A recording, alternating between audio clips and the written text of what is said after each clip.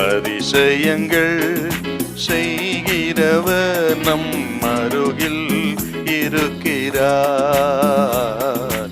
அற்புதங்கள் செய்கிறவர் என்றும் நமக்குள் வசிக்கிறார். ஆதியாகமம் 28:13 கொஞ்சம் வாசிங்க.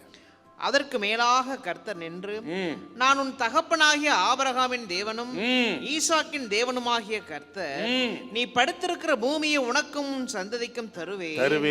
உன் சந்ததி பூமியின் தூளை போல் இருக்கும். நீ மேற்கேயும் கிழக்கேயும் வடக்கேயும் தெற்கேயும் பரம்புவாய்.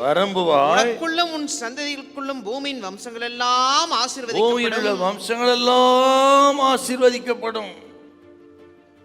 நீங்கள் 12ஆம் வசனம் வாசிங்க.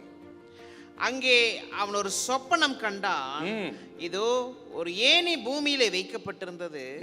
அதன் நுனி வானத்தை எட்டி இருந்தது. அதிலே தேவதூதர் ஏறுகிறவர்களும் இறங்குகிறவர்களுமாய் இருந்தார்கள். தகப்பன் விட்டு ஓடி வராருங்க. புறப்பட்டு போகிற வழியில தன்னந்தனியா கோல் மட்டும்தான் அவருக்கு உதவி, வேற ஒண்ணும் கிடையாது. அப்படி இருக்கும் பொழுது அந்த ராத்திரி நேரத்தில் யாக்கோபு தன்னந்தனியனாய் பயத்தோடு படுத்திருக்கிறான். எங்க போறது தெரியல, இதுக்கு முன்னாடி போனதில்லை. இப்போ இருக்கிறது மாதிரி வழிவாசல்லாம் கிடையாது. போய் சேருவோமான்னு தெரியாது. வீட்டுக்கும் போக முடியாதுங்க. ஏசா எப்போ கொண்டு போடும் ரெடியா இருக்கிறான். போக இடம் தெரியாது, திரும்பி போக முடியாது. இனி என்ன செய்வது? 1000 கேள்விகளுங்க. அப்படி பயத்தோடு படுக்கும் பொழுதுதான் கர்த்தர் சொப்பனத்தை கொடுத்தாரு. என்னன்னு சொப்பனத்தின் அர்த்தம்?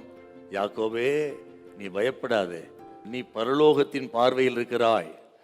உனக்கு தூதர்களின் பாதுகாப்பு உண்டு.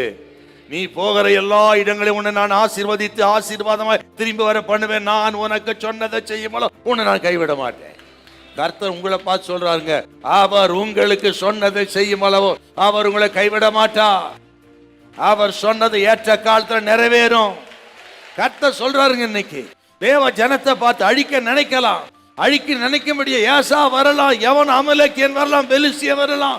கர்த்தர் சொல்லுகிறார், நீ உயிரோடு இருக்கும் நாளெல்லாம் ஒருவனும் உனக்கு முன்பாக எதிர்த்து நிற்பது இல்லை. நீ பரலோகத்தின் பார்வையில் இருக்கிறாய், தூதர்களின் பாதுகாப்பில் இருக்கிறாய். நீ பயப்படாத, உன் பாதுகாப்பு பிரதானமானது.